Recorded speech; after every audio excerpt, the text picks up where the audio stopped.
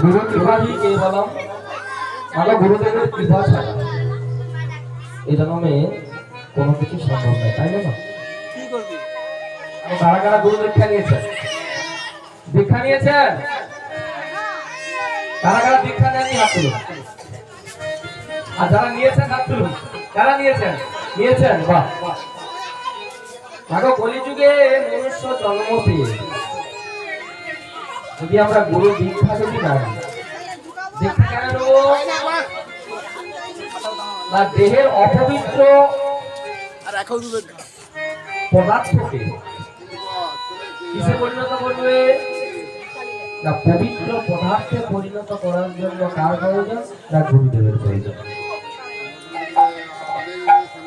গুরুদেব কি করবে? না গুরুদেব এই মায়ার সংসার থেকে, এই মায়ার সাগর থেকে তোমাকে কি করবে? তোমাকে উদ্ধার করবে।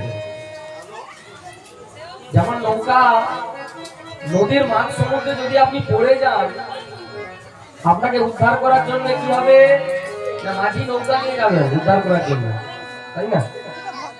আর আপনি সংসার ভব সমুদ্রে পড়ে গেছেন, মায়ায় জর্জরিত হয়ে গেছেন।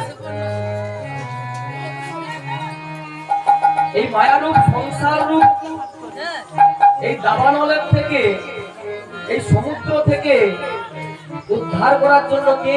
না তোমার গুরু রূপ মাঝি তোমাকে যাবে উদ্ধার করার জন্য। আর যদি বলেন সংসার রূপ দাবানলের মধ্যে যদি আপনি পড়ে যান, তাহলে সেই দাবানলে বর্ষা দিয়ে